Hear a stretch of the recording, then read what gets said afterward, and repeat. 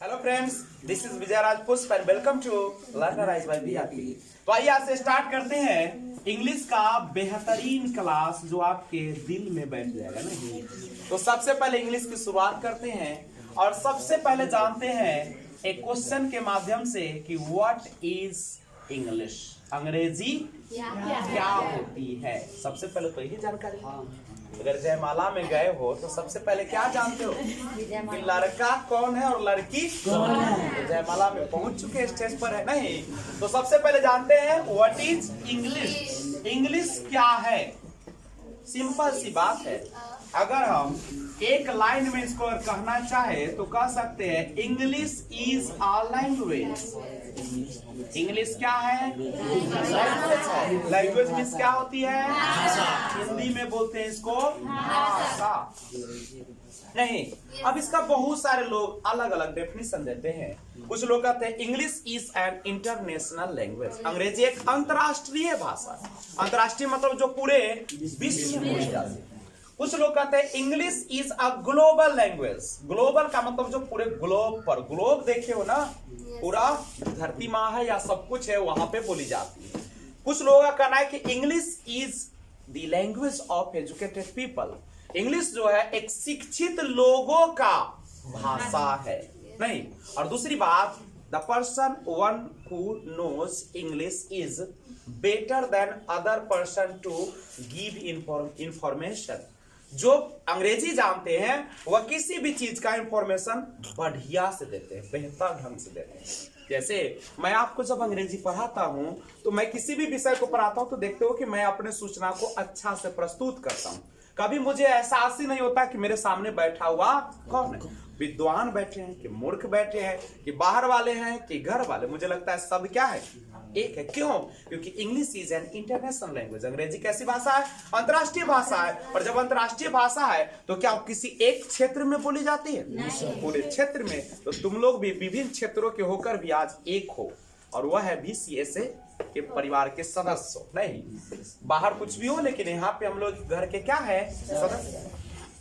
अब सवाल आता है आपके मन में, एक और क्वेश्चन उठना शुरू हो गया होगा कि व्हाट इज लैंग्वेज, भाषा क्या होती है। नहीं, तो जनरली आप लोग कहते हैं कि आपकी बातों को सामने वाला समझ जाए और सामने वाले की बात आप समझ जाए, दिस इज कॉल्ड लैंग्वेज। उसी को हम लोग क्या कहते हैं, भाषा। या अगर हम शॉर्ट में कहे नहीं तो कह सकते हैं कि language is a medium. Medium मतलब माध्यम ऑफ कम्युनिकेशन। हम अपनी संवाद को भेजने के लिए, यहाँ पे कम्युनिकेशन का मतलब क्या होता है, संवाद या संचार या संदेश जो कहो तुम। नहीं, मीडियम का मतलब होता है, हिंदी में अगर देखा जाए तो माध्यम। लैंग्वेज को क्या बोलते हैं, भाषा। भाषा ऑफ लगा रहा है तो यहां से पढ़िएगा बाद वाले से। तो भाषा संवाद का माध्यम है, अपनी बातों को दूसरे तक पहुंचाने का एक माध्यम है, या दूसरे की बातों को ग्रहण करने का माध्यम है। उसी को क्या कहते हैं हम लोग, लैंग्वेज कहते हैं। ऐसे बहुत सारा चीज पढ़ना है लेकिन मैं उतना डीप नहीं पढ़ाऊंगा। इसके लिए संपर्क करना होगा स्पोकन इंग्लिश क्लासेस या कॉम्पिटिटिव इंग्लिश ग्रामर के थ्रू पढ़ेंगे। अगर आप चाहते हैं कि आप पूरा बेसिक से जानकारी ले तो फिर चले आइए लर्नराइज बाय बीआरपी पे। वहां पे लिखेगा कॉम्पिटिटिव इंग्लिश। क्या लिखेगा? कॉम्पिटिटिव इंग्लिश लिख दीजिएगा और पार्ट 1 डालिएगा तो आ जाएगा, एकदम इंग्लिश का पूरा परिचय आ जाएगा। ठीक है, अगर आप व्हाट्सएप पे कांटेक्ट करना चाहते हैं तो इसके लिए ये नंबर पर संपर्क कर सकते हैं। आलतू फालतू मैसेज ना करें, फोन ना करें।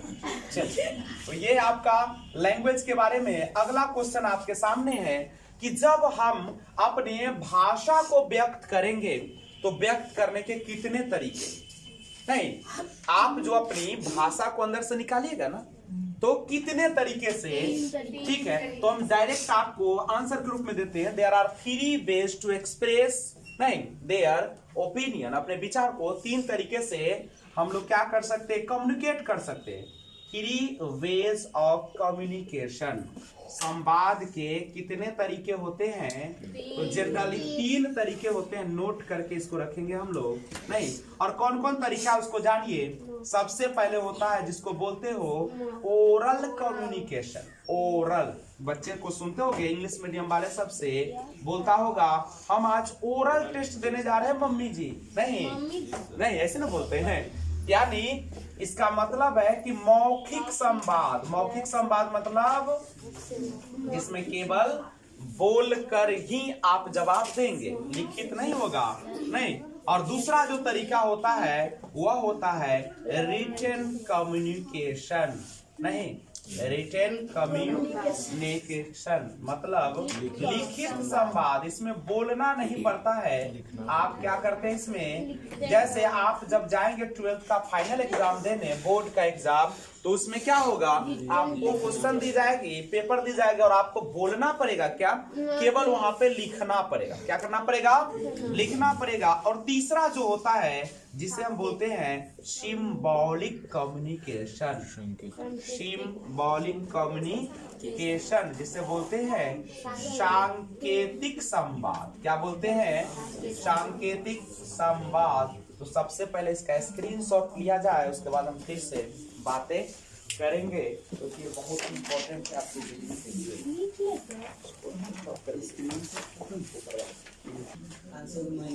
चलिए तो आगे बढ़ते हैं। अब हम लोग एक काम करते हैं और वो है analysis of English. Analysis of अंग्रेजी का विश्लेषण करते हैं। विश्लेषण मतलब समझते हैं, छोटे छोटे टुकड़ों में तोड़े, बांटना। आप इंग्लिश में जो लेटर है उसके हम बारे में लिखाएंगे ENGLISS। इसे आप फुल फॉर्म करते हैं क्या? जैसे ई से होता है आपका इंग्लैंड। इंग्लैंड क्या है? किसी नाम बोल दीजिए, नाम है किसी देश का। नहीं। एन से होता है नेशन। नेशन का मतलब होता है राष्ट्र या देश। जी से होता है ग्लोरियस। ग्लोरियस मतलब गौरवशाली या समृद्धि। मतलब जानते हो ना, जब देश में खुशहाली आती है, चारों तरफ धन दौलत हर चीज होते हैं, तो उसी को बोलते हैं glorious. L for language. Language means Hindi में बोलते हैं भाषा। आई इंटरनेशनल। इंटरनेशनल अंतरराष्ट्रीय। अंतरराष्ट्रीय। और एस सेक्वेंस्ड। सेक्वेंस्ड का मतलब अपनाया। और या स्पोकन। स्पोकन मीन्स बोला। ये है आपका। और एच ह्यूमनिटी। ह्यूमनिटी यानी मानवता। डेफिनेशन यहाँ से निकला कि इंग्लिश जो है इंग्लैंड या अंग्रेज या ब्रिटेन राष्ट्र का गौरवशाली भाषा है जो अंतर्राष्ट्रीय स्तर पर बोली जाती है। नहीं, बोला जाता है इसके लिए, मानवता के लिए, ताकि लोग अपनी बातों को दूसरे के सामने क्या कर सके, व्यक्त कर सके, दूसरे को अपनी बातों को कह सके, जो उसकी जरूरतें है उसको पूरा कर सके। नहीं, तो ये है आपका एनालिसिस ऑफ इंग्लिश, अंग्रेजी का विश्लेषण। तो कृपया इसका स्क्रीनशॉट ले लिया जाए। अगर आपके पास अंग्रेजी का अच्छा ज्ञान है तो आप कभी भी भूखे नहीं रह सकते, न मर सकते। नहीं, क्योंकि अंतर्राष्ट्रीय भाषा है, दुनिया के कहीं। SEQUENCED सेक्वेंस्ड। बोलिए बाबू। इंग्लैंड के बाद क्या लिखे हैं? इंग्लैंड के बाद लिखा है नाम। इंग्लैंड एक नाम है। कौन चीज का नाम है? देश का नाम है। England, nation, glorious, language, international, sequenced या स्पोकन, और ह्यूमनिटी मानवता। तो पहले इसका स्क्रीनशॉट लीजिए, फिर हम बातें करते हैं। उसको थोड़ा सा तो आइए, अभी तक तो आपने जाना। देखिए, इंग्लिश लिटरेचर की थोड़ा बात करें। लिटरेचर का मतलब होता है साहित्य। साहित्य का मतलब होता है जो आप किताबें लिखते हैं, कहानी, कविता, सब नहीं वही। तो यहाँ से क्वेश्चन आता है, who is the father of English literature. Literature, इसको पढ़िएगा, लिटरेचर यानी अंग्रेजी साहित्य के जनक कौन है? जनक का मतलब होता है जिन्होंने इसके लिए कुछ काम किया होगा, सिस्टेमैटिक ढंग दिया होगा। क्या ये जो है इनका नाम है जॉफ्री चौसर। जॉफ्री चौसर जो है ये सब इंग्लैंड के ही तो नहीं। तो जॉफ्री चौसर जो है वो अंग्रेजी साहित्य के जनक है। क्या जॉफ्री चौसर से पहले अंग्रेजी नहीं था क्या? था। इसके लिए हम लोग पढ़ेंगे, एक किताब और पढ़ना है आप लोग को, हिस्ट्री ऑफ इंग्लिश, अंग्रेजी साहित्य का ठीक है इतिहास। उसमें जानेंगे कि 3 ट्राइब्स था, 3 जाति था, नहीं जनजाति, जिन्होंने एक जगह पर हमला किया था, ठीक है, और उस जगह का नाम रखा था इंग्लैंड और उस देश की भाषा को बनाया था इंग्लिश। लेकिन उसमें बहुत सारा सुधार हुआ था, ठीक है। जर्मन का वो तीनों था जनजाति जिन्होंने हमला किया था, ठीक है। तो पहले इसको नोट किया जाए, स्क्रीनशॉट लीजिए, फिर बात हम करते हैं। ये है अंग्रेजी पिता के, अंग्रेजी पिता नहीं, अंग्रेजी साहित्य के जनक है ये। और एक क्वेश्चन और पूछा जाता है कि which is the oldest language of the world. Oldest language of the world. विश्व की सबसे, ओल्डेस्ट माने होता है सबसे पुरानी, विश्व की सबसे पुरानी भाषा कौन सी है? आपको पता है क्या? उसका नाम है संस्कृत। दुनिया की सबसे पुरानी भाषा जो है संस्कृत है, जिसे देवों की भाषा भी कहा जाता है, और जिसकी लिपि जो है देवनागरी है। हिंदी का भी देवनागरी और अंग्रेजी का भी क्या है? देवनागरी है, नहीं। अब यहाँ से देखते हैं, हाउ मेनी लेटर्स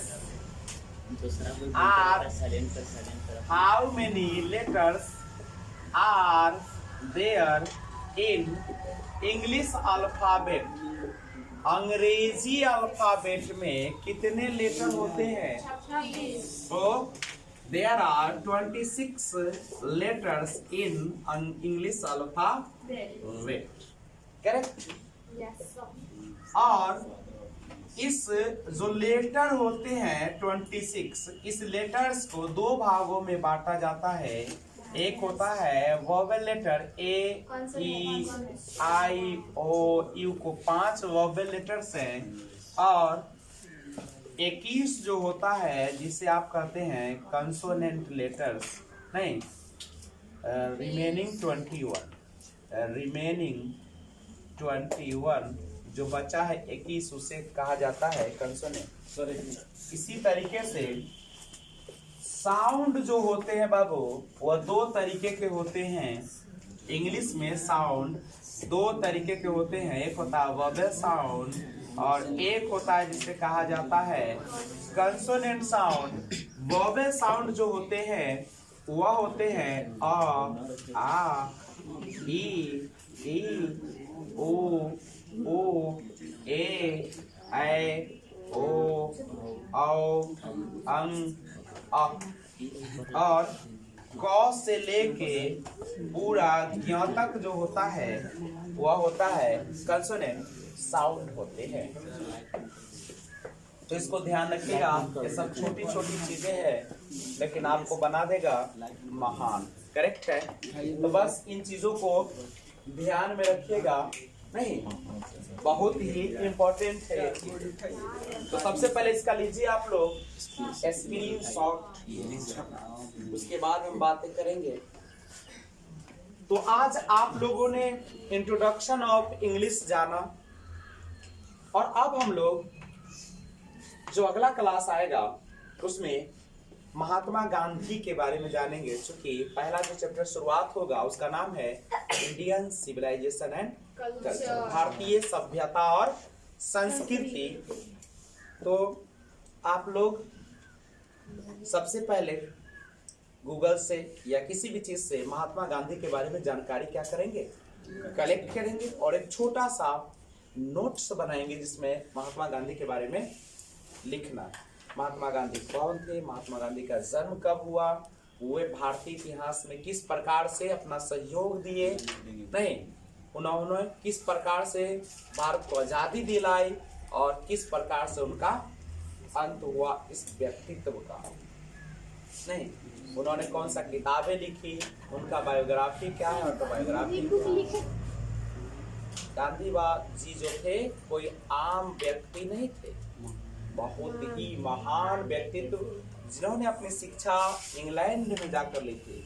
आज हम लोगों को पटना जाने के लिए पैसे नहीं है, और उस जमाने में वो साल दूसरा था, ये साल उस जमाने में वो इंग्लैंड गए थे। सोचो कितने बेहतरीन व्यक्तित्व होगा, और उनका परिवार कितना धनी मनी होगा। तो आज की सेवा यहीं तक। अगर वीडियो अच्छा लगा है तो लाइक कीजिए, और अगर नए व्यूअर्स हैं तो इस चैनल को सब्सक्राइब कीजिए। तो फिर मिलते हैं अगले एपिसोड में, तब तक take care, bye bye, thanks for watching. कर दे क्लास चली।